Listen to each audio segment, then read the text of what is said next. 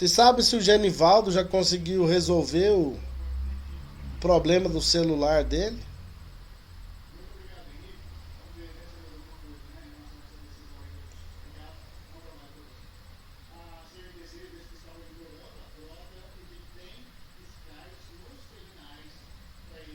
Eu não estou sabendo, não, professor. Que ele tinha pedido ajuda aí pra alguém postar pra ele o material, que ele tinha. O celular dele tinha dado uma pane.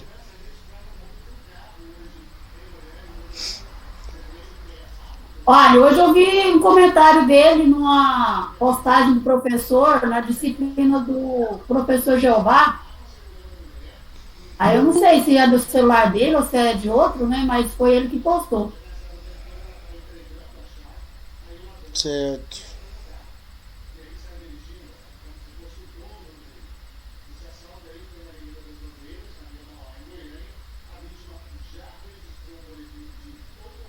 Aí, ó. Acabei de falar nele, ele apareceu aí. Genivaldo, a paz do Senhor Jesus, seja bem-vindo. A paz do Senhor Jesus, meu irmão, tudo bem? Bem, eu tava perguntando aqui se você tinha conseguido resolver o problema do celular. Ah, consegui, rapaz, graças a Deus consegui. Consegui, só tem que eu perdi os arquivos todos, né? E aí já mandaram para mim, tá mandando aos poucos, eu tô organizando aqui a pasta, mas tá bem adiantado, bem organizado. Esses dias eu tava analisando, a gente precisa fazer backup de tudo, porque a gente fica tão escravo, né? Dessas tecnologias aí, quando dá uma pane dessa aí, a gente fica sem chão, né? E agora eu tô colocando nas minhas partinhas tudinho, ainda bem que eu tinha salvado algumas coisas, sabe? E aí eu jogo pra minha parte e tem algumas coisas que eu não tinha jogado, vai lerdando. Aí agora eu tô esperto, caiu e já tô jogando na pasta, já tem que guardar, porque senão você dá um tilt aí, você perde tudo. Então, tem um amigo meu que ele é dono de uma editora e hackearam a conta dele esses dias e a graça de Deus estava sobre ele que ele tinha feito backup um dia anterior de tudo. Senão ele tava perdido. Mas é um prejuízo enorme. Se a pessoa não tomar cuidado com isso aí, É. leva, perde tudo. Se tiver na conta, rapa tudo. Ismael Pereira, a graça e a paz do Eterno, do Cristo vivo, o Rei dos Reis e Senhor dos Senhores. Bem, pastor, graça e paz, tudo bem com o senhor e com os amigos aí? Graças a Deus. Graças ao Lohane, Pai. seja bem-vinda. Deus te abençoe. Obrigada. Senhor, tudo bem? Bem.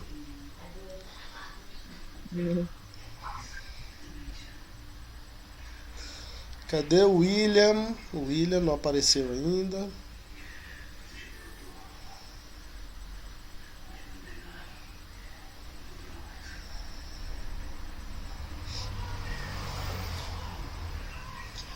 Senhor, professor, tudo bem com o senhor, com a sua família? Espero em Deus que sim, que tudo esteja em paz. Professor, eu enviei hoje para o senhor uma nova lista de alunos, porque hoje a secretaria fez a matrícula de um aluno para o primeiro período. Nós tivemos a autorização do professor coordenador do curso que poderia fazer e o aluno foi lá hoje fazer essa matrícula. Então, hoje é a primeira aula, né, dele na disciplina do Senhor, o Gleidson Pereira Fernandes, tá bom? Aí ele já matriculou. Você já contou, sabe, perguntas? A lembrei aqui agora, tá? Você não acha que é um pouco tarde demais, não? Eu sei que ele tá com você. Vamos resolver esse mais.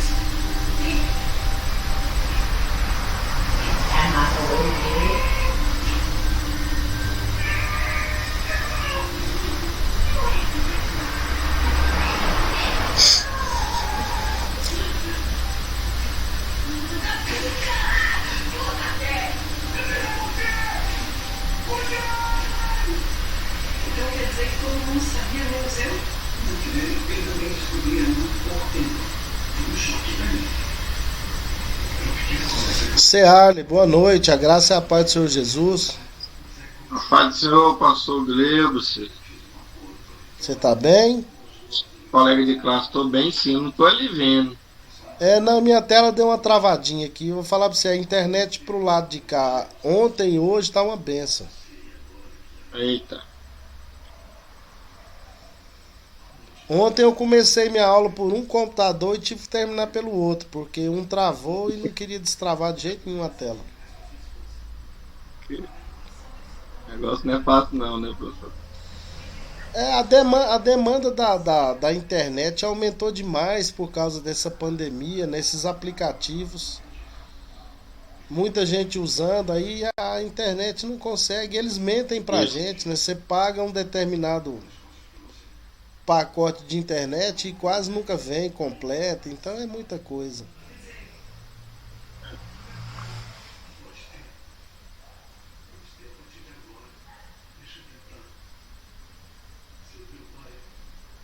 Vamos ver se vai destravar aqui, senão eu vou ter que abrir a reunião pelo outro, igual ontem. Professor, você tem ajuda ali para colocar?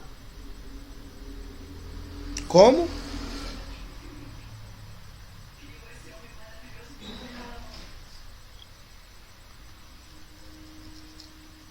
Você tem ajuda aí? Deixa minha tela É porque o Diego não destravar. entrou, né? Deixa minha tela destravar aqui, eu tô esperando aqui. O William, eu sempre. Tá bom. Aí, ó, vamos ver.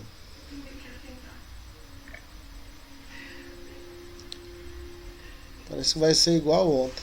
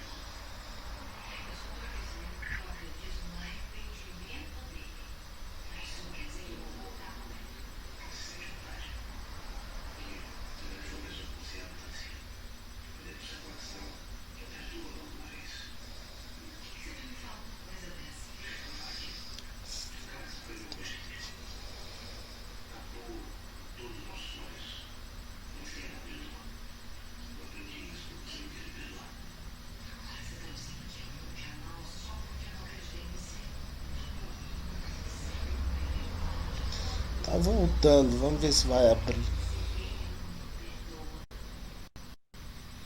Destravou. Você que tava me oferecendo ajuda, Lohane? Quem que era? Sim, eu vou abrir aqui. Tá, se você quiser colocar então os slides aí, que aí fica melhor, que aí não fica pesado pra mim. Cadê?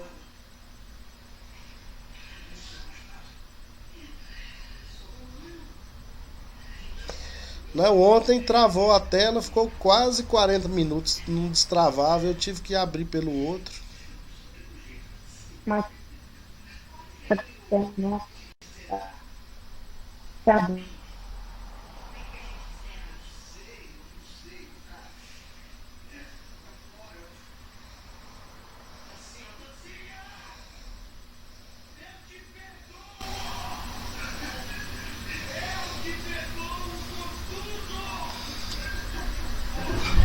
Quando você ajeita aí, eu só vou pegar um negócio aqui.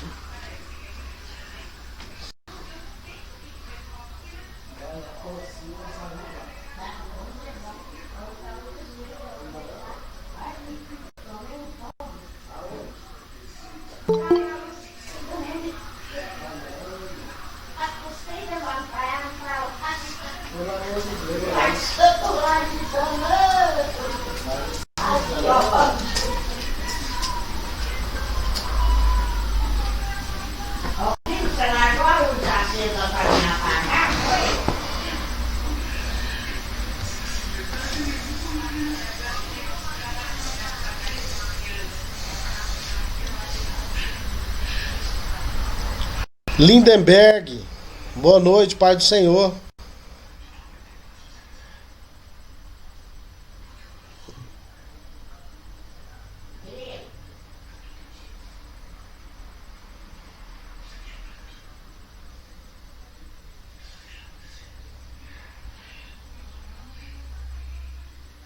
Acho que agora falta só o William. Se estiver pronta, Lohane, pode colocar o slide.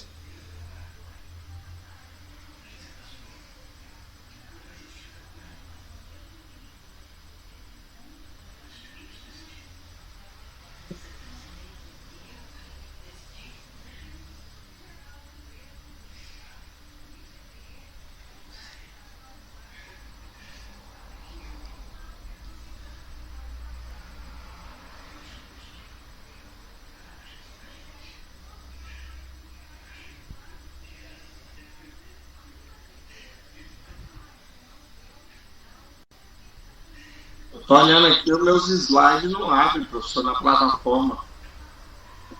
Lá na plataforma, Isso, tá abrindo os exercícios. eu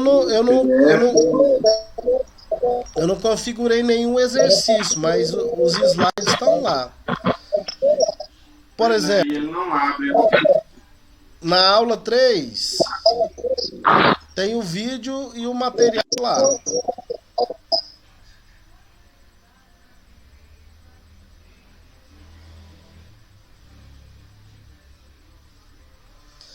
Quando abrir a página inicial, o Arlen, você clica em cima da aula 3. Aqui só aparece a aula 1, 2, 4. Eu tenho alguma A coisa, aula 3 não tem.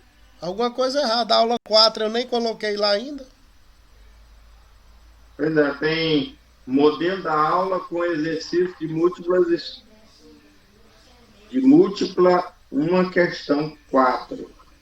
Modelo de aula exercício, escolha uma questão Eu 4. vou entrar na plataforma depois e vou ver a maneira de acessar lá e faço um tutorial, gravo um videozinho e mando pra vocês, pra ver como que entra lá. Tudo bem, obrigado.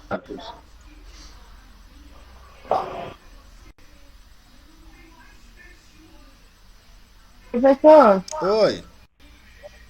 Eu tenho que colocar uma janela só ou a tela inteira? Como é? Eu nunca. Do jeito que você colocar, a gente vai ver. Você colocar na tela toda, é bom que Tá. fica mais fácil pro pessoal ler, né? E você pode dividir em duas telas também. Entendi.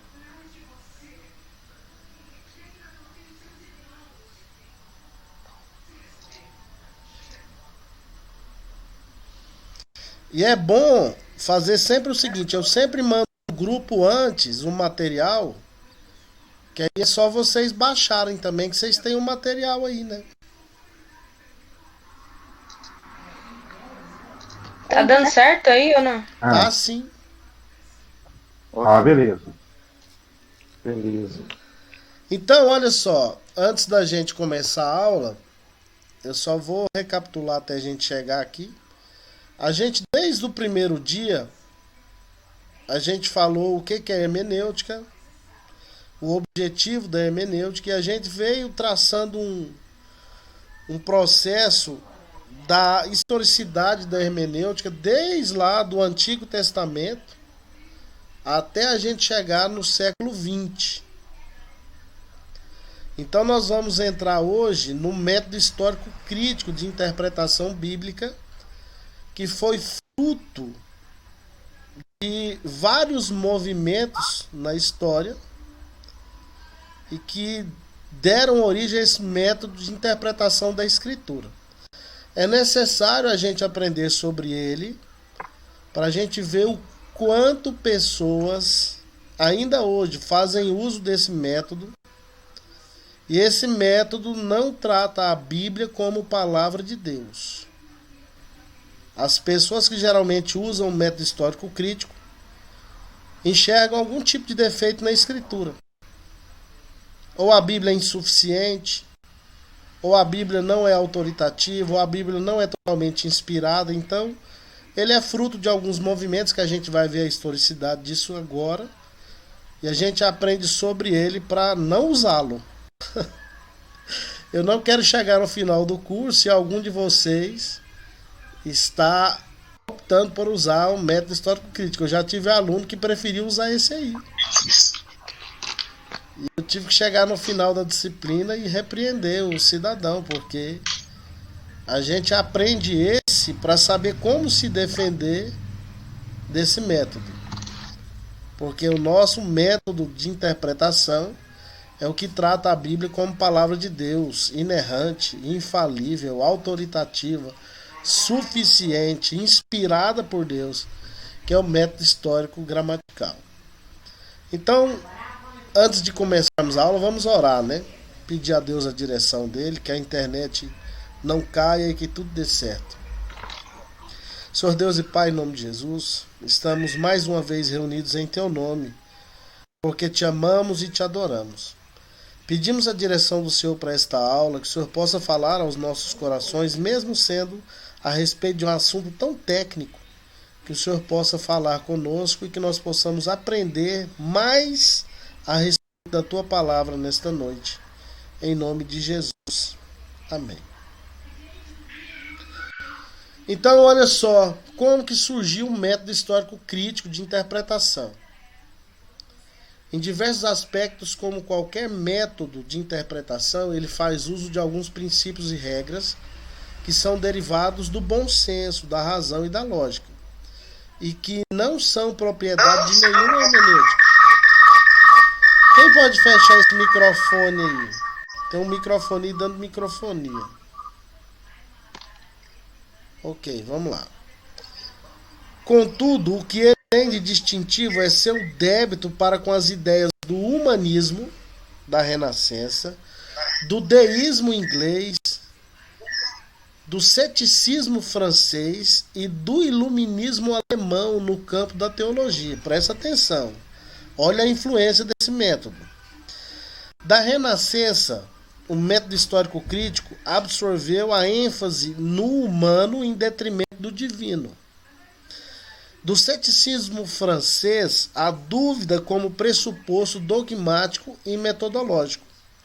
Do iluminismo, a razão em detrimento da revelação. Isso é tirado de um artigo do Augustus Nicodemos Lopes. Então, presta atenção nisso. É fruto da Renascença, do iluminismo e do deísmo. A influência da Renascença, propriamente dita, no método histórico crítico. A Renascença, que havia antecedido a Reforma, direcionou a academia para as realidades terrenas, diminuindo a influência do referencial a Deus no ensino, na pesquisa e na reflexão. O apreço pela literatura clássica e pelas línguas originais, principalmente na Itália, que buscava recuperar as obras dos pensadores gregos, trouxe uma maior consciência da dimensão e condicionamento histórico dos escritos antigos, entre eles os sagrados. A ênfase à autonomia humana trouxe o desejo do livre pensar, sem as peias de influências externas, principalmente da igreja e da tradição. Esse espírito preparou o terreno dentro das universidades e seminários de toda a Europa para o surgimento de um método de interpretação da Bíblia que considerasse primariamente as implicações do contexto histórico e do próprio conceito de história e realidade dos antigos escritores sagrados, relegando a um papel secundário seu caráter divino. Esse texto também é extraído do Augusto Nicodemos Lopes, o artigo. Depois eu vou enviar o artigo dele lá na plataforma. Então, olha só, colocaram em primeiro lugar toda a condição humana. E todo o caráter divino da Escritura ficou em segundo plano. Vocês estão me ouvindo bem? Sim, professor. Sim. Ok. Quando eu estiver falando, se estiver tendo alguma interferência, vocês me avisem, porque a gente nunca tem noção, ok? Então, olha só, o caráter divino da Escritura para esse método foi colocado em segundo plano. Então, todos os grupos que optaram por usar o método histórico crítico como método oficial de interpretação da escritura percebem erros de certo grau na palavra de Deus, e isso para nós é inadmissível, né? Pode passar, Lohane.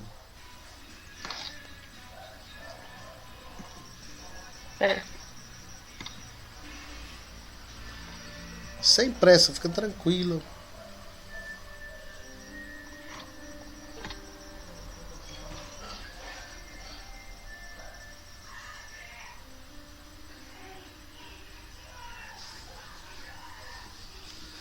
Ok, a gente viu a influência da Renascença, agora a influência do Iluminismo sobre esse método.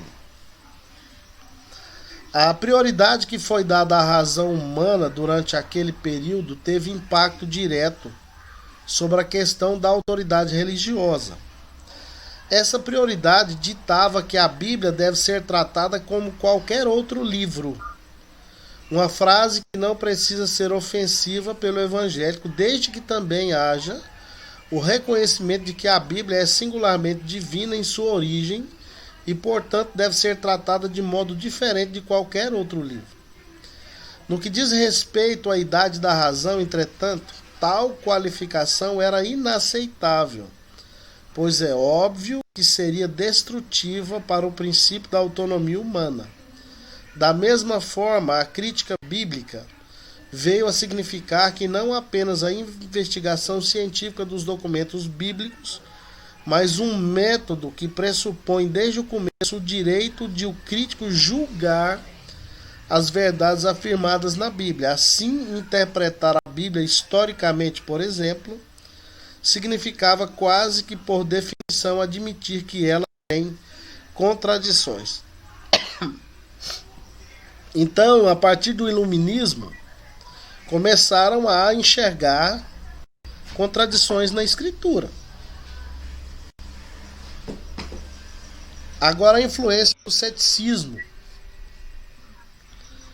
no método histórico crítico. É uma doutrina que ensina que o espírito humano não pode atingir nenhuma certeza a respeito da verdade, o que resulta em um procedimento intelectual de dúvida permanente e na abdicação por inata incapacidade de uma compreensão metafísica, religiosa ou absoluta do real.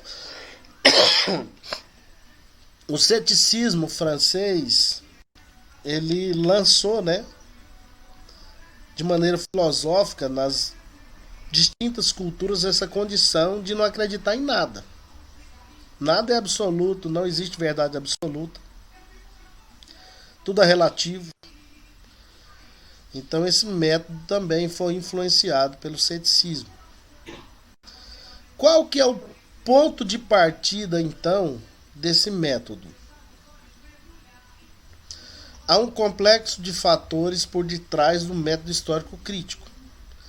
Contudo, a sua inspiração e orientação doutrinária está suficientemente representada na afirmação dogmática de J. Solomon Seller. Esse aí é um dos pais desse método, A raiz de todos os males na teologia é usar os termos palavra de Deus e escritura como se fossem idênticos.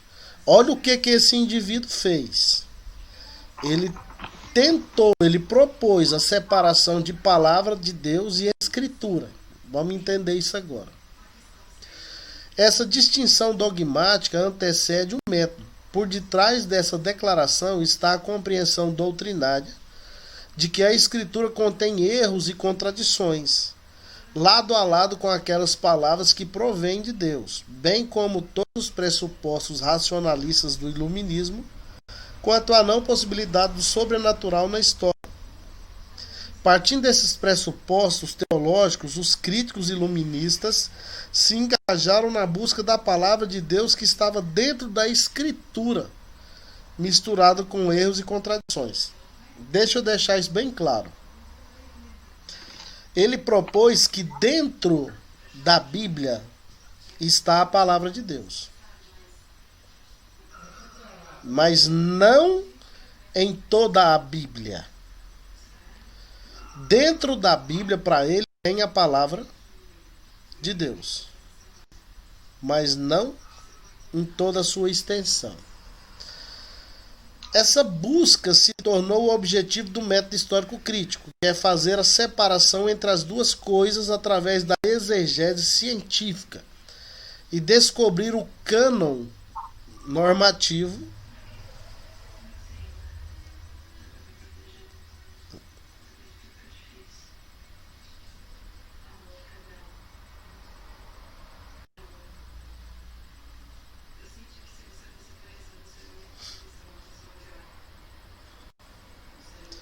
Pode ficar tranquila, Lohane, sem pressa.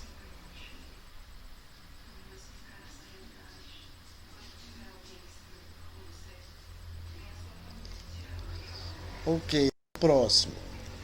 Aí. Então, olha só. A proposta era descobrir o cânon normativo dentro do cânon formal. Um cânon dentro do cânon. Eu costumo brincar com isso aí. Eu digo que quem procura o cânon dentro do cânon entra pelo cânon. Entra pelo cânon. O cânon normativo seriam as partes destes livros que são realmente a palavra de Deus. Ou seja, o cânon normativo para eles é a palavra de Deus. E o cânon formal é o resto dos livros que nós temos que estão dentro da Bíblia. Então, só uma parcela de textos na concepção desse grupo é que é o cânon normativo e que é a palavra de Deus. Passa.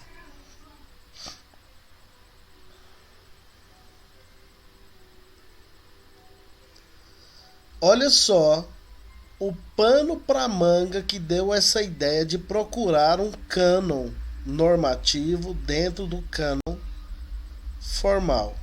Olha só o problema. Todas essas críticas que estão aí, as críticas nascidas do método histórico crítico, né? Todas essas críticas têm como objetivo encontrar o cânon normativo dentro do cânon formal. Primeira, a crítica das fontes. O que é essa crítica das fontes? Ela dedicou-se ao estudo dos diferentes componentes do texto bíblico. A crítica das fontes postula que as fontes literárias passaram por um considerável processo de edição. Eu ponho entre parênteses para você entender o que eles dizem, que a Bíblia foi alterada, teve adição e textos foram omitidos. Tais fontes representam tradições e teologias distintas e até conflitantes. Então eles dizem que o material que você tem, as fontes que serviram de base para o texto que nós temos e chamamos de Bíblia, Palavra de Deus, foi alterado, teve adição, textos foram omitidos. A crítica textual, quando trata disso, né, se é uma crítica textual usada por conservadores, vai totalmente contra isso aí. A gente vai aprender isso aí no método histórico gramatical. A crítica da forma. O que é a crítica da forma? O objetivo da crítica da forma é descobrir as formas originais dos textos bíblicos, ainda em sua fase oral de transição, antes de serem submetidos à escrita, como aparecem no cânon formal.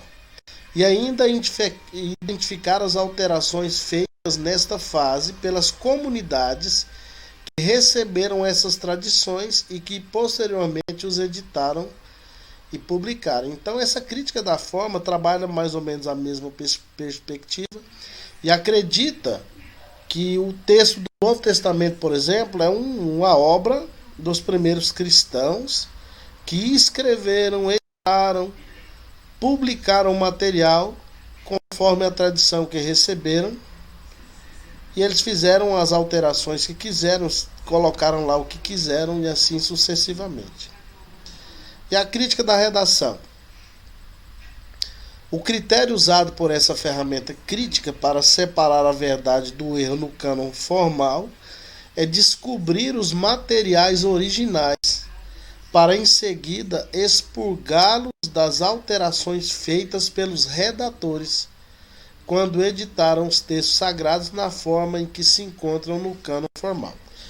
Então, todas as três críticas, aí, a crítica das fontes, a crítica da forma e a crítica da redação, trabalham a probabilidade de os textos terem sido alterados e editados conforme o bel prazer de todos aqueles que fizeram o trabalho de redação dos textos. Pode tirar aí, Lohana, vamos trazer para a discussão. Pode tirar os slides. Então, olha só o que acontece com o método histórico crítico de interpretação da Escritura. Ele parte do pressuposto que a Escritura não é totalmente inspirada por Deus e que dentro da Bíblia tem a palavra de Deus.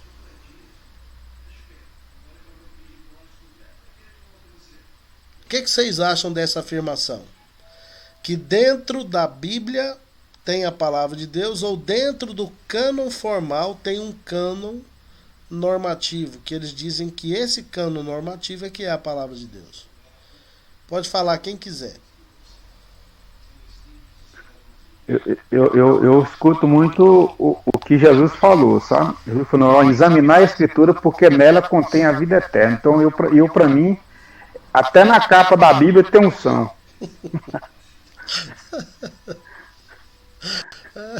Até com a capa dá para expulsar um demônio? Dá disposto demônio. Tem a capa ali, é poder de Deus.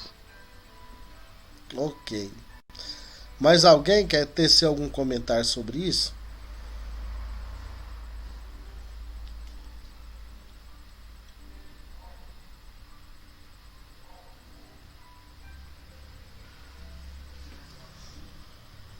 Senão a gente vai mudar de assunto. Tá todo mundo tranquilo em relação a isso aí, né? Todo mundo que está aí na sala de aula virtual acredita que a Bíblia é a palavra de Deus, né? Sim, professor. Sim. Com certeza. Vocês não temos dúvida, não. Não tem nenhuma dúvida em relação a isso, né? Não. A Bíblia fechada é um livro, mas ela é aberta à boca de Deus. Palavra de Deus. Fechado também é palavra de Deus, porque vai estar lá dentro que Deus inspirou os homens a escreverem, né? É lógico que ela tem que ser colocada em prática. Eu penso assim, ela fechada é a boca de Deus fechada, aberta é a boca de Deus aberta. É Deus falando, né? É Deus falando, né? Você viu a pregação hoje, pastor, hoje? Qual pregação? Pregação do pastor Jeová hoje?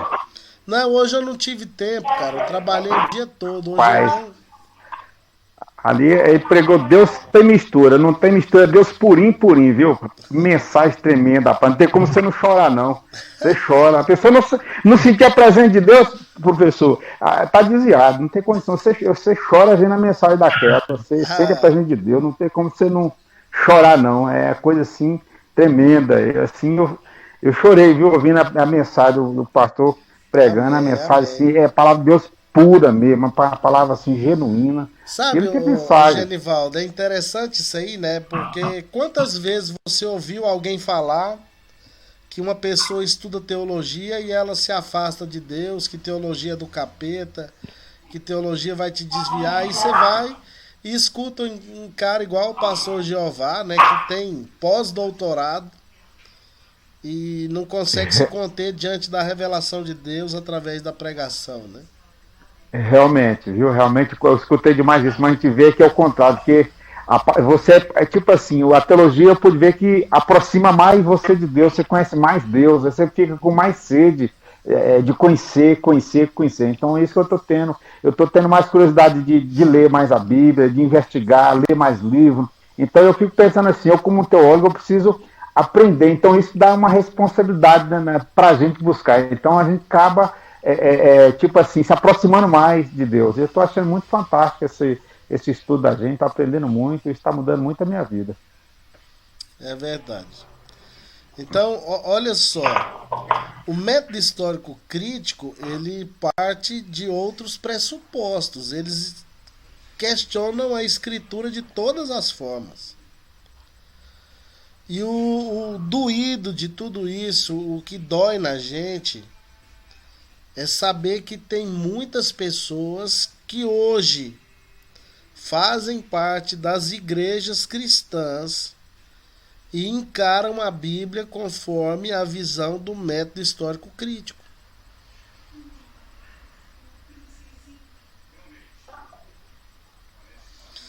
Olha só, eu era de uma igreja.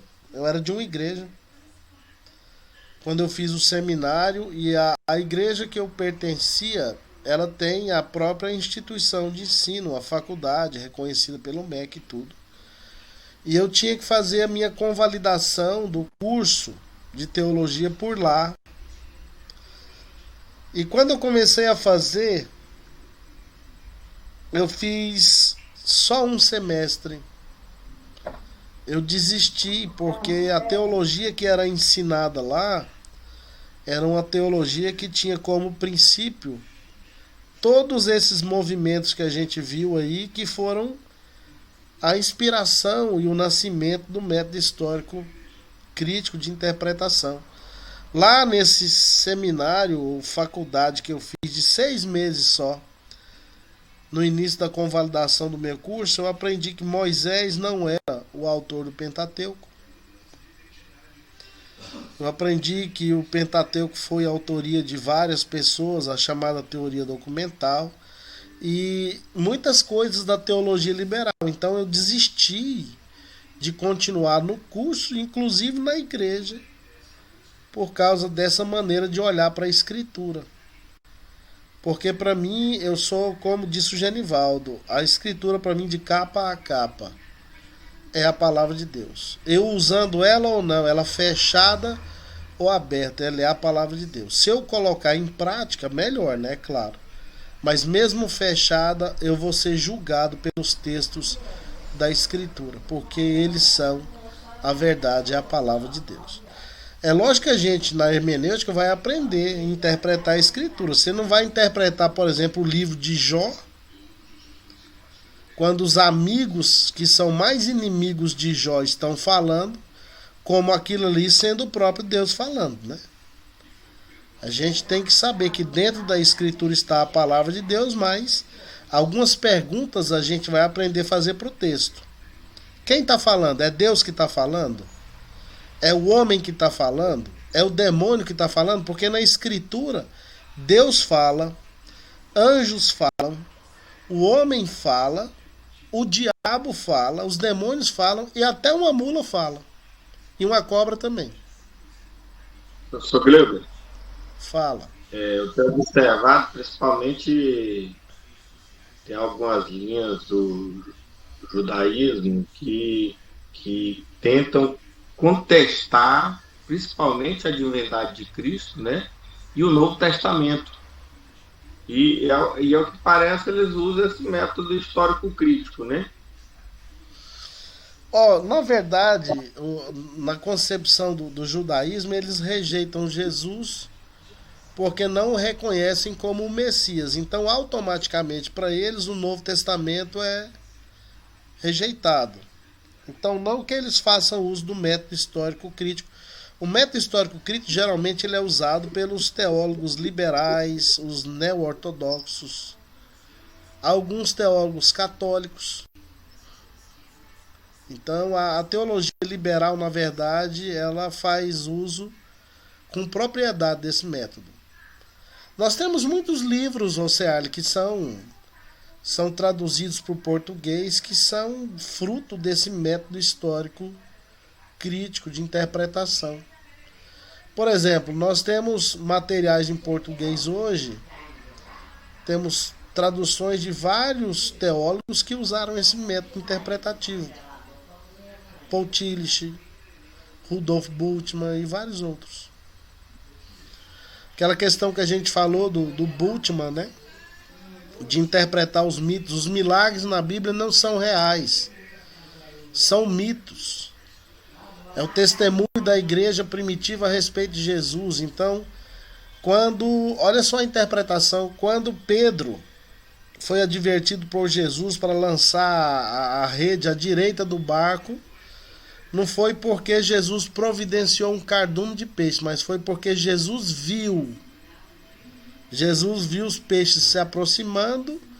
Aí Jesus então falou: Pedro, corre, lança a rede à direita do barco, né?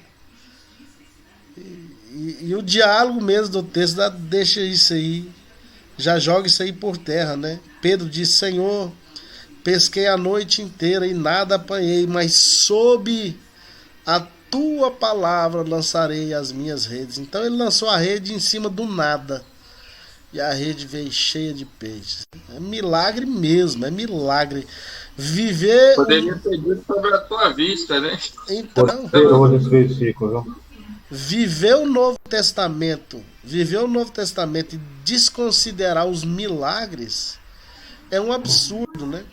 No Evangelho de João escreve o Evangelho e no final ele conclui dizendo que ele escreveu apenas os milagres ali que foram selecionados, porque se ele fosse colocar tudo que Jesus fez, não teriam livros no mundo que seriam suficientes, né, para abarcar todo o conteúdo, mas ele deixou ali registrado aqueles para que nós crêssemos que Jesus era o Filho de Deus. É milagre demais, e o Evangelho de João só trata de 7 milagres, né?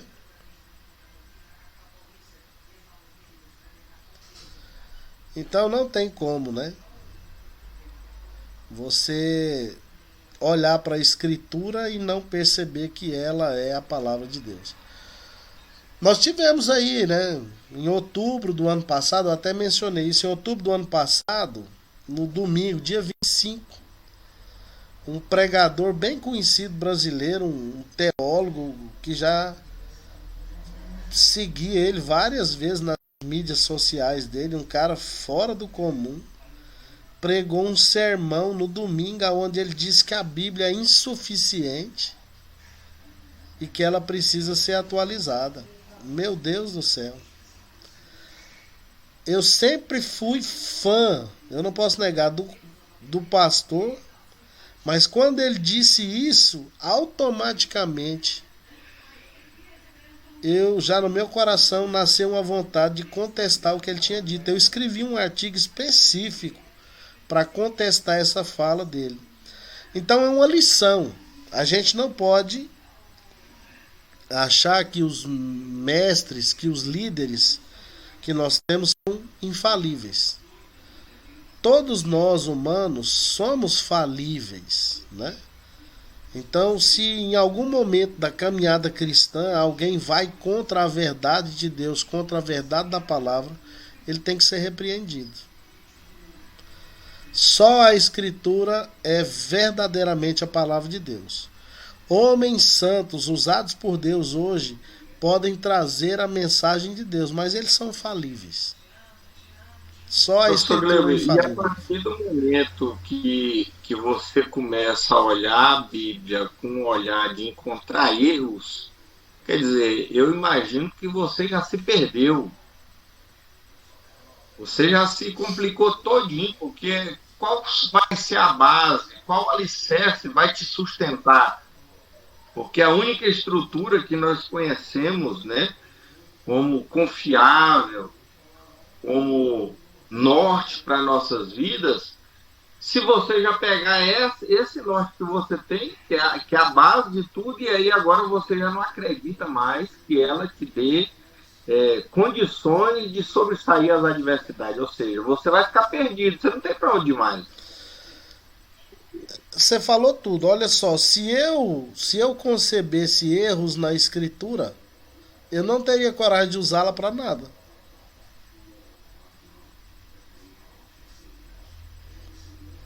Você não Olha tem só, aonde. olha só que contradição, Ceará. Admitir que lá dentro da Bíblia tem a palavra de Deus, mas admitir também que está cheia de erro.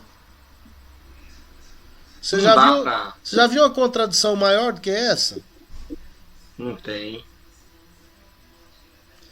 E outra, a gente que é crente, cristão, a gente tem experiência com os textos da Bíblia. Quantas vezes Deus já criou circunstâncias e situações através de textos da Escritura nas nossas vidas que marcaram a nossa história. Verdade. Ou seja, há uma ação contínua do Espírito Santo através dos textos da Escritura. O mesmo Espírito Santo que inspirou a Escritura atua na Escritura, atua no leitor da Escritura e ilumina o leitor da Escritura, o leitor da Escritura entender a palavra. Convence da veracidade dela, né, professor?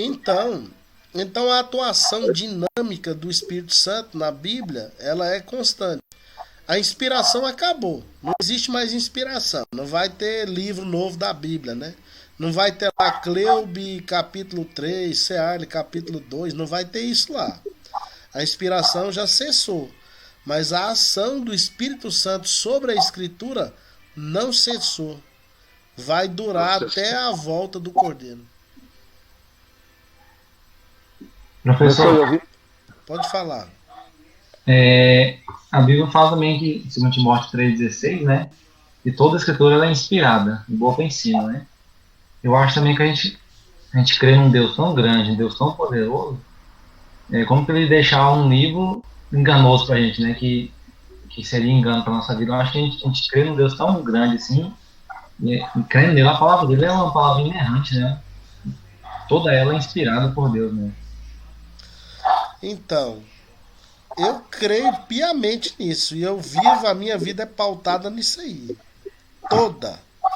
Toda a Escritura é inspirada por Deus. Toda. Não é só um pedacinho, não é só uma parte. É toda. E tem também o conceito da neo-ortodoxia. A neo-ortodoxia ensina que a Bíblia ela pode se tornar a palavra de Deus. Ou seja, você tem que ter uma experiência com um determinado texto da Escritura, uma experiência existencial para naquele momento, aquela parte da Escritura se tornar a palavra de Deus. É outra questão que não tem fundamento, né? Não tem fundamento. Professor, Oi. Para você estudar, fazer exegese do texto, né? Você tem que buscar raiz do texto, a palavra, na tradução talvez tenha alguma alteração pelo sentido, né? De uma língua para outra. Para estudar isso aí, tá dentro do contexto desse histórico crítico ou não? Ou eu estou confundindo? Não. A exegese ela faz parte dos dois métodos, tanto do histórico crítico quanto do histórico gramatical, só que com funções diferentes. Eles usam a exegese principalmente para procurar esses erros que eles dizem que existem na Escritura. E nós vamos fazer uso da exegese justamente para o contrário, para a gente perceber qual era a intenção do autor ao escrever o texto para a sua época. Porque um problema, Eliezer, é que muita gente lê também a Bíblia dando aos textos o seu próprio significado, que é o que a gente chama de exegese, né? Exegese é você colocar a sua própria conclusão e opinião sobre o texto. Mas a nossa interpretação tem que ser a partir da exegese, ou seja, a Bíblia é que tem que falar, você tem que moldar a sua vida pelo testemunho da Escritura. A Bíblia tem que comunicar a mensagem dela, porque a mensagem dela é que é a palavra de Deus, não a minha mensagem, não a sua mensagem. Então, a exegese é o ponto de vista do intérprete, e a exegese é o ponto de vista do autor dos textos.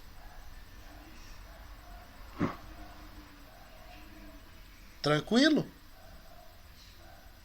Entendi. Obrigado.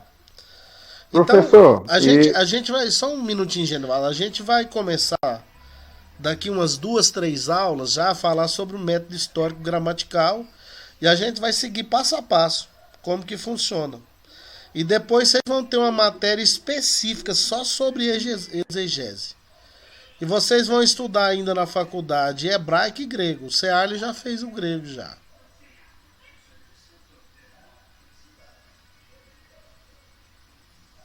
Então vocês vão caminhar por todos esses processos.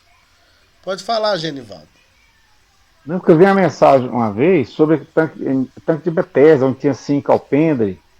Uma pregação, mensagem lá no Gibeão. O pastor Dailton Costa pregando, falando que ali nunca houve milagre. E a palavra de Deus fala que lá houve milagre. E eu fiquei assim pensando, rapaz, será que eles não vão retratar isso? Não, até uns 3 anos, tem uns 4 anos isso, nunca.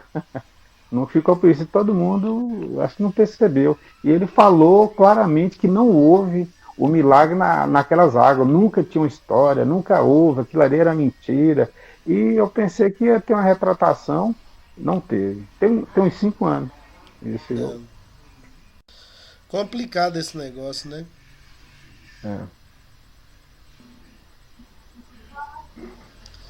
É aquela concepção clara, né? A escritura, ela é a palavra de Deus. Então, se a Bíblia diz alguma coisa, você pode ter certeza que foi Deus que determinou aquilo.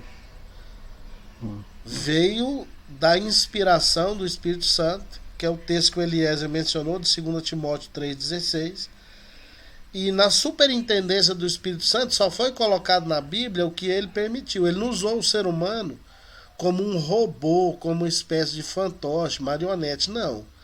Ele respeitou a limitação de cada um, mas o Espírito Santo providenciou, através da inspiração da Bíblia, que o conteúdo da Escritura fosse só aquilo que era necessário. Então a Bíblia tem assunto que ela não trata. Mas a questão ética da Bíblia pode ser aplicada em todos os assuntos. Todos eles. É um livro perfeito, gente. E outra história a respeito da Escritura, é o livro mais bem documentado de todo o mundo. É o livro tido como livro sacro, livro sagrado, mais bem documentado de todo o mundo. Só o Novo Testamento tem mais de 5.000 cópias. Entre versões e outros adendos, a Bíblia tem mais de 10.000 documentos que atestam a sua veracidade. É um negócio impressionante. Impressionante. Então, o método histórico crítico, a gente estuda ele para a gente aprender, ter argumentos para depois poder, de maneira racional e também na direção do Espírito Santo, refutar e rejeitar qualquer tipo de literatura que não trate a Bíblia como palavra de Deus. A gente pode usar o material, pegar a parte histórica, mas naquilo que ele vai contra a palavra de Deus, a gente tem que rejeitar. Aquilo que eu disse, é como comer um peixe. Tem que saber tirar o quê? As espinhas, né? Comer só a carne dessa espinha. E dentro da teologia liberal, dessas teologias aí, pós-modernidade, tem espinha demais. É igual comer piranha, né? Comer traíra, cachorra, né? É um peixe que tem mais espinhas, né? Então é isso. O conteúdo da nossa aula hoje é uma introdução ao método histórico crítico. Na próxima aula a gente vai ver todas as considerações que são feitas a respeito desse método e o que ele ensina, na verdade. Aí a partir das próximas aulas a gente vai entrar de cabeça no método que realmente nos interessa, que é o histórico gramatical. Para a gente aprender a interpretar a Bíblia de verdade. Mas até aqui, vocês acham que a hermenêutica já tem ajudado vocês de alguma forma ou não? Sim, sim. Porque você já vê com outro olhar, né? Você já passa a ter uma visão bem ampla da mensagem, né? Inclusive, para mim está servindo muito porque eu já vejo um versículo assim, eu já tenho a noção, eu entendi de uma forma errada. Assim já abre, tem a clareza mais do que é a palavra de Deus. Quer ver, ó, um exemplo claro. Alguém tá com a Bíblia aí perto? Sim. Sim. Abra aí 1 Coríntios.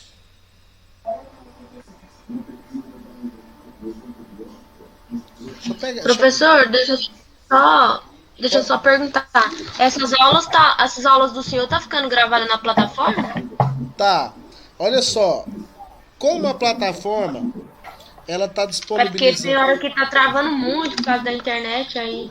Tá disponibilizando lá o espaço. Eu tinha colocado lá a aula 2. Mas para eu colocar a aula 3, eu tive que deletar a aula 2. A aula 3 está lá na plataforma. Então, na semana que vem, até segunda, eu ponho a aula 4. Essa aqui é a aula 5. Eu vou fazendo assim. Eu deixo uma semana a aula e troco ela pela outra. Então, quem quiser rever a aula, tá lá. Mas todas essas aulas estão no meu YouTube. Depois eu vou dar o endereço do meu YouTube. Você pode entrar no meu YouTube, você vai ver todas as aulas lá. Ah, não, então é melhor. Legal. Tá certo? Não, tá bom. Obrigada, tá? De nada. Show de bola. Na verdade, quando você entra na plataforma, ela já dá acesso ao YouTube, né, professor? Já tem.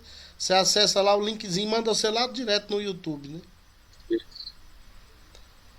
1 Coríntios, capítulo 2. Quem vai ler? Deixa eu pegar a minha. Posso ler? O versículo. Deixa eu pegar a minha aqui também, peraí.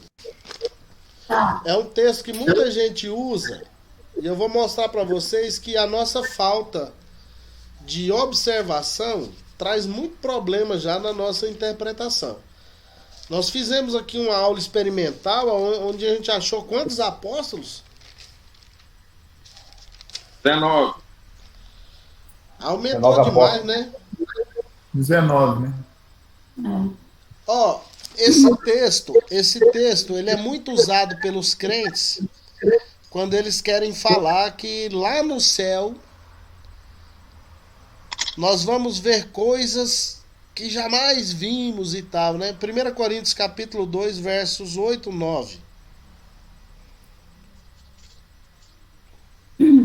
Posso ler? Pode? Sabedoria essa que nenhum dos poderosos deste século conheceu, porque, se a tivessem conhecido, jamais teriam crucificado o Senhor da glória. Mas, como está escrito, nem olhos viram, nem ouvidos ouviram, nem jamais penetrou em coração humano o que Deus tem preparado para aqueles que o amam. Você já ouviu isso aí? As pessoas usarem esse texto dizendo que lá no porvir nós ouviremos, aprenderemos coisas que nós nunca vimos, porque nem olhos viram, nem ouvidos ouviram, nem jamais penetrou no coração humano que Deus tem preparado. Mas você sabe por que se afirma isso? Porque não se lê o texto inteiro, não se considera o contexto. Lê o verso 10 aí, Olga. Mas Deus não o revelou pelo Espírito, porque o Espírito a todas as coisas perscruta, até mesmo as profundezas de Deus. O versículo 10 está falando que o Espírito Santo já nos revelou essas coisas. É lógico que não revelou tudo, mas já revelou coisas que olhos nem ouvidos tinham ouvido. Vocês já sabem que Jesus é um mistério mistério revelado. Vocês já sabem que Jesus é o Cristo, o Verbo encarnado, aquele que se fez homem, morreu, sofreu no seu lugar, mas ressurgiu dos mortos, está sentado à destra de Deus nas alturas. Você já sabe de tudo isso pela revelação do Espírito. Está aí no verso 10 de maneira bem clara. Está claro que ele já revelou. Mas aí o povo não lê o texto inteiro, prega a Bíblia errada. E eu preciso fazer. Verdade, pastor. Preciso fazer um Verdade. comentário, então. Preciso fazer um comentário para vocês aqui. Lê de novo, Olga, o 9, por favor. Mas, como está escrito, nem olhos viram, nem ouvidos ouviram, nem jamais penetrou em coração humano o que Deus tem preparado para aqueles que o amam. Gente, olha só o quanto o estudo é importante, o quanto a teologia é importante para a gente melhorar a nossa vida com Deus, para a gente melhorar o nosso conhecimento da palavra de Deus, para a gente melhorar o nosso relacionamento com o próprio Deus. Se você for pegar comentários de várias pessoas a respeito desse texto, quem usa a Bíblia de comentário, eles vão dizer que é um resumo do texto de Isaías, é uma metáfora tirada de um texto de Isaías. Porque o texto diz, porque como está escrito, ou seja, é uma citação. Se é uma citação, é porque está escrito em outro lugar. Vários comentaristas dizem que é uma mistura de alguns textos do Antigo Testamento, de Isaías e outros textos. Mas vocês sabem onde está escrito isso aí? Que nem olhos viram, nem ouvidos ouviram e nem jamais penetrou em coração humano que Deus tem preparado para aqueles que o amam? Num livro apócrifo de Enoque. O mesmo livro apócrifo que Judas, o meio-irmão de Jesus, tirou uma citação a partir do verso 14, que o livro de Judas só tem um capítulo. Lá em Judas 14, está escrito assim, como também profetizou Enoque, o sétimo depois de Adão, eis que vejo o Senhor vindo entre as suas santas miríades. O mesmo Enoque que é citado por Judas foi citado por Paulo. Quem disse nem olhos viram, nem ouvidos ouviram, nem jamais penetrou em coração humano foi Enoque. Que coisa impressionante. Tremendo. É impressionante. É aquilo, é igual o Gerivaldo fala, é escutar o pastor Jeová pregar e chorar. Quando eu fico preso na escritura sagrada, eu me derreto. A escritura é a palavra, é Deus falando com a gente, é a coisa mais linda que Deus deixou para nós na face da terra depois do próprio Cristo, que é a palavra dele. É verdade.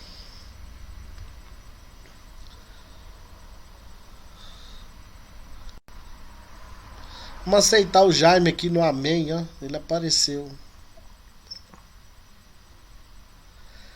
Então, meus queridos, a Bíblia, ela é o livro dos livros, é a palavra de Deus, é o livro mais fascinante.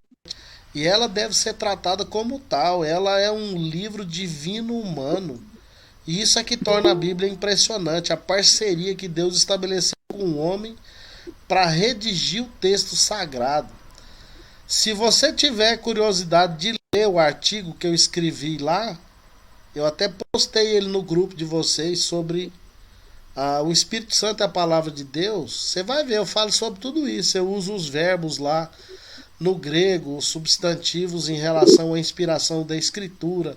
O que significa que toda a escritura é inspirada. Eu trabalho isso aí tudo lá.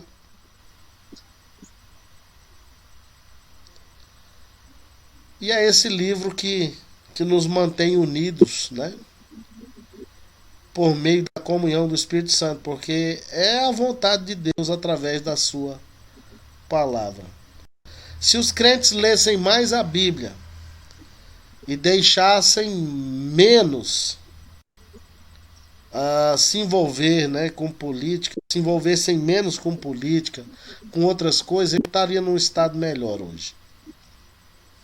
Com certeza. Eu sempre me lembro, sabe do quê? De Jesus antes dele subir aos céus. Jesus antes de subir aos céus, Atos, capítulo 1, lá no versículo 6, os discípulos chegam em Cristo. É agora, né, Jesus? Agora o Senhor vai restaurar o reino a Israel. Ou seja, Jesus tinha morrido, eles tinham ficado lá em desespero. Jesus ressuscitou dos mortos, esteve com eles durante 40 dias. E antes dele ser assunto aos céus, nesse último instante, eles pensaram: nossa, o homem morreu, voltou dos mortos, é agora que ele vai derrubar o Império Romano. E eles perguntam: é agora, não é, Jesus, que o Senhor vai restaurar o reino a Israel? O que Jesus responde? Não vos compete saber tempos ou épocas que o Pai reservou para sua exclusiva ciência, mas vocês vão receber poder ao descer sobre vós o Espírito Santo, e ser-me-eis testemunhas, tanto em Jerusalém como em toda a Judéia e Samaria e até os confins da terra. Ou seja, eles estavam preocupados com o reino da terra. Eles estavam preocupados com a restauração de Israel. E Jesus falou para eles a respeito de um reino superior. Nós temos que nos preocupar com a questão política do nosso país, sim. Mas o que deve ocupar o primeiro lugar no nosso coração é o Senhor Jesus Cristo e o reino dele. Porque se a gente colocar o reino do mundo em primeiro lugar, nada mais adianta. Nada mais importa, nada mais tem sentido. É Jesus em primeiro lugar. Todas as outras coisas são resto. Amém? É isso que a gente tem visto, professor Gleuber, porque as igrejas elas têm trabalhado com a visão de autossuficiência, né? Ou seja, é como se a igreja não quisesse depender de Deus. Hoje a igreja tem levantado vereadores, governadores, deputados, com a expectativa de solucionar os problemas da igreja, com a expectativa de solucionar o problema do povo de Deus, quando na verdade só Deus tem a solução. Então. E cada dia a gente percebe que o homem tem procurado sair dessa dependência de Deus, procurar soluções, e a coisa está indo de mal a pior. Célia, olha só, a visão ela ficou uma visão politiqueira, né? Porque tinha que funcionar assim, a igreja, ela tinha que ser uma igreja tão atuante na sociedade, como foi a igreja primitiva, que os governadores deveriam recorrer à igreja para pedir ajuda para salvar o Estado. E o que está acontecendo é o oposto.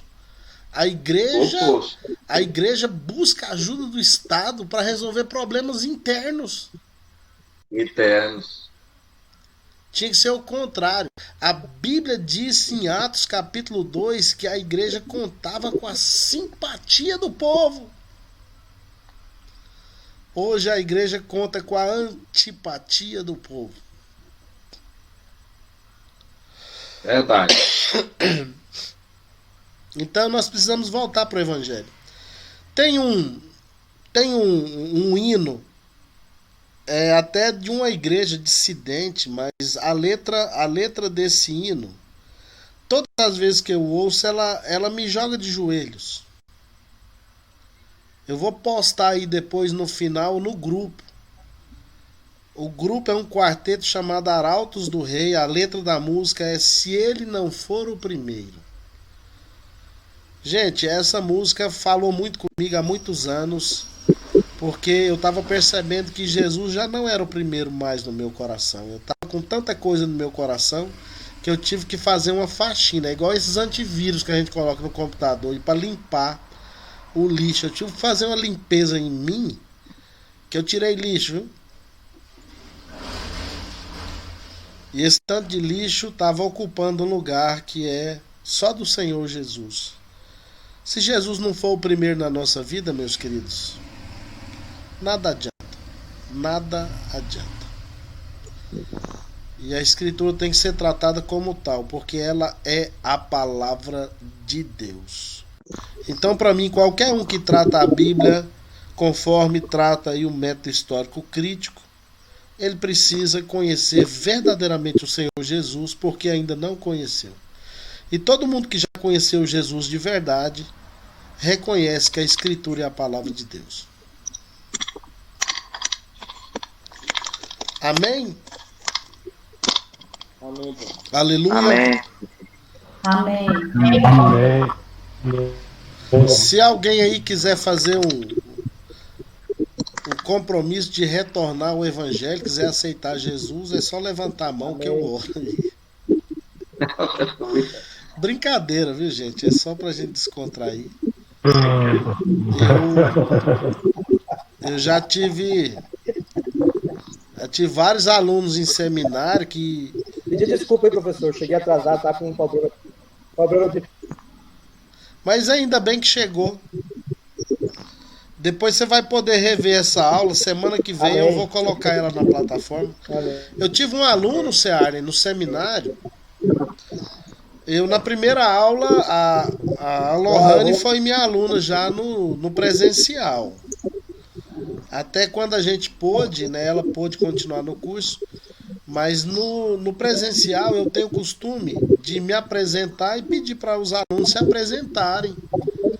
Para eu conhecer cada um, saber por que está ali estudando, né?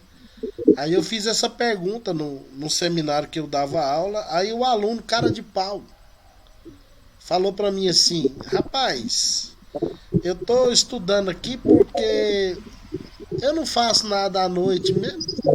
Tô com dinheiro sobrando.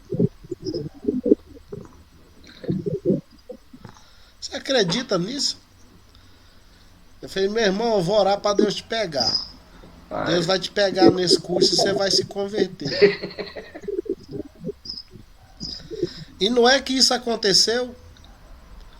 O camarada se tornou dedicado à escritura, à leitura, um dos melhores alunos que eu já tive em toda a minha vida.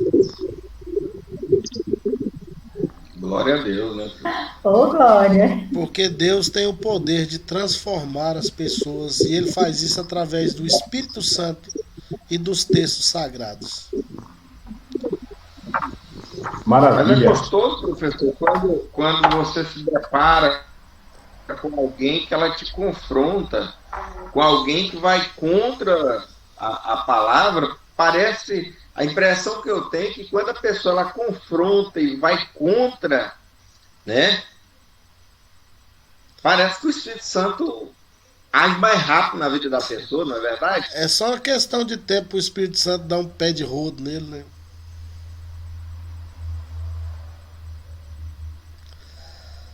Professor, fala.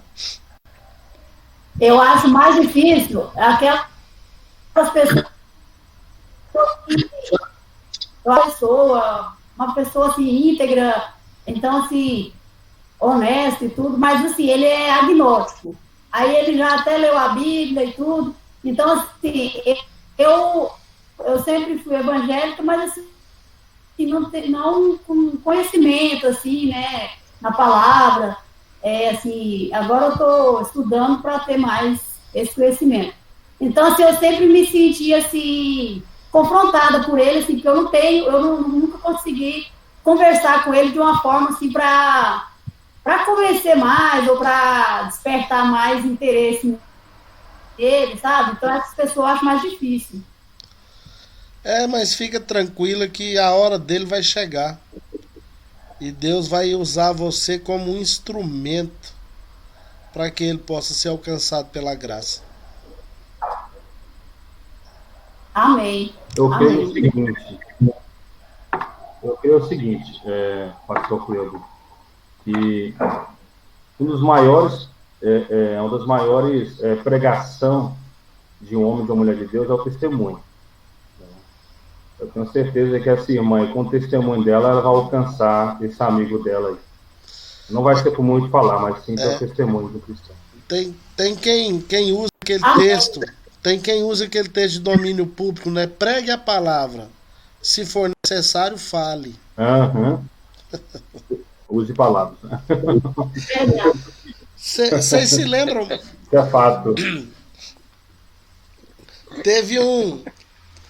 Teve um missionário, eu vou contar esse testemunho e a gente encerra a aula. Teve um missionário que ele se preparou e foi para o campo. Se eu não me engano, ele foi para aquelas Ilhas Hébridas. E esteve ali entre os nativos. E ele ficou mais ou menos 1 ano na aldeia. Mas ele não conseguiu aprender o idioma. Um idioma muito complexo, uma linguística rebuscada, um negócio esquisito. Ele não teve facilidade, ele não conseguiu aprender, aprendeu apenas algumas palavras. Mas ele ficou 1 ano ali. E ele foi escrever uma carta para a missão, pedindo para a missão selecionar um missionário ou um casal de missionários para mandar para o lugar dele. E ele então voltou para a Inglaterra, ele era inglês, e eles mandaram um casal de missionários para o lugar dele, que eram linguistas, e eles rapidinho foram entrando em contato com a cultura e com a língua, e aprenderam aquele dialeto, e já em questão de 6, 7 meses, eles começaram a traduzir o Evangelho de Mateus, e começaram já a falar de Jesus na língua deles, usando o Evangelho de Mateus, as partes que eles já tinham traduzido. E num determinado dia, depois da pregação que eles fizeram, toda a aldeia veio e cercou os missionários, e assim num tom de estavam, parece que meio que nervosos, né?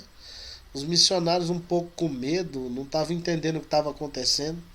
Até que o chefe lá, eu não sei se era um cacique, como que funcionava isso lá, mas o chefe deles se reportou aos missionários e disse: ó, nós queremos Jesus aqui de volta.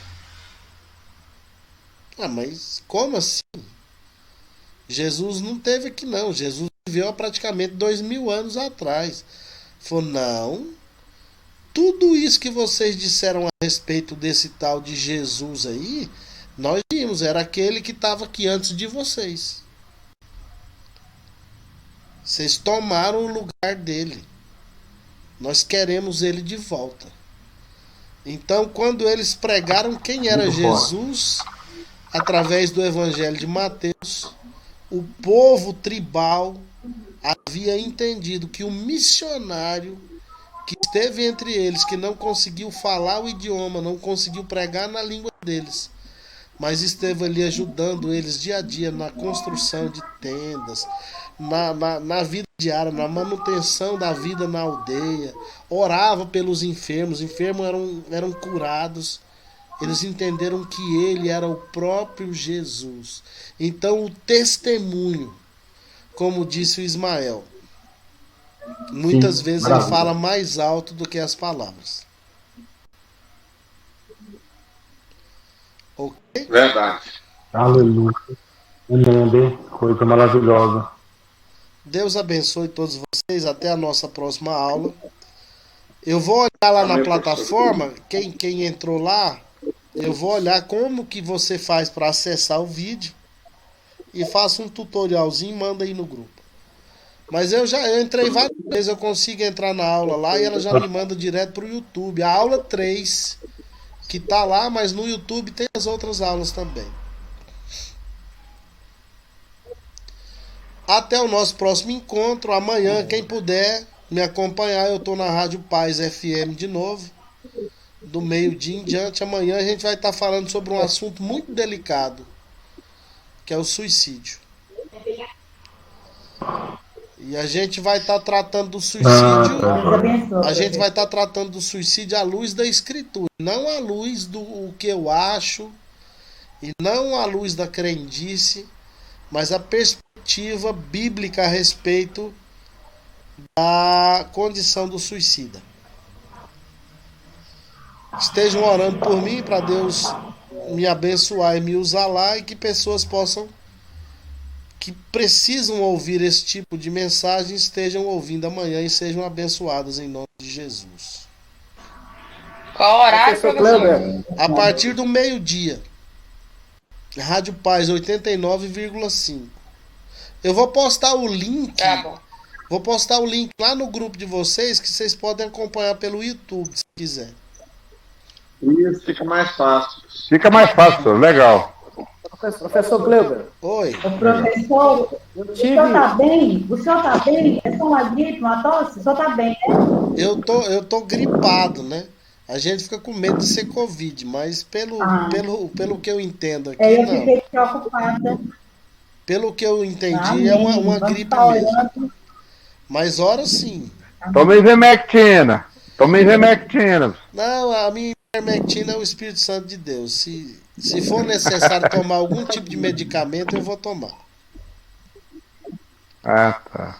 Porque esse negócio, Genivaldo, a gente fala assim, mas a automedicação é uma das coisas mais perigosas que existe. A gente aqui não tem a ciência correta. A gente tomando um remédio sem necessidade, a gente pode estar afetando o próprio sistema imunológico, sabe? Mas eu tenho amigos médicos aqui, se for necessário eu tomar alguma coisa, eu vou tomar. Mas eu acredito que não é Covid, não. Não fiz exame ainda, mas vou fazer. Mas continue orando por mim, viu, Tereza? Pode fazer, pastor. Hoje a gente não pode... Descobrir o senhor. Mas em nome de Jesus não vai ser nada, não. Vai ser só uma gripe mesmo, viu? Amém. Hoje a gente não pode nem tossir mais, que tem... O problema é esse, Genivaldo. Você ficou com dor de cabeça e tossiu, já é Covid, né? E a gente continuar e a Covid, levando essa doença. Tem um cara que engasgou no remédio. E levar essa doença a sério. Eu perdi muitos amigos e muitos conhecidos essa semana passada. Inclusive ontem morreu um amigo meu de infância, que a gente estudou junto durante um período. E é dolorido, viu? Perder gente assim e saber que essa doença de fato é letal. Você quer falar alguma coisa, Semana Gleison? passada o pessoal no Tocantins. Sim, professor. Me desculpe eu cortando a conversa, mas eu peço desculpa aos professores, aos alunos aí. Eu tive uns problemas técnicos e é meu primeiro dia hoje, né, participando com vocês aí na aula, meu primeiro dia nesse aplicativo. Então, para mim é tudo muito novo, professor. Peço desculpa aos alunos, peço desculpa ao senhor. Tá perdoado, irmão. Gleidson, eu espero poder estar... A nossa vocês nas próximas... A nossa expectativa em relação a você é que você é mais um bem-vindo que serve o reino de Deus, e a gente fica muito feliz de ter você entre nós. Você não vai ser prejudicado de forma alguma. Eu vou estar mandando o material, depois eu vou pegar o seu número aí no meu privado. Amém. Vou mandar todos os slides de todas as aulas. E depois eu dou o endereço lá do meu YouTube. Dá para você acompanhar essas aulas e outras lá que eu dou nas outras disciplinas também. Sim. Meus queridos, bem-vindo. Eu agradeço. Como eu digo para vocês sempre no final. Como eu digo para vocês sempre no final. Seja bem-vindo, Gleison. Amém, né? Obrigado. Isso aí, dê boas-vindas para ele. Como eu digo sempre no final das nossas aulas, se nesse ínterim, até a nossa próxima aula, Jesus voltar, eu vou estar debaixo da árvore da vida. Quem quiser bater um papo comigo, é só passar por lá. Glória a Deus.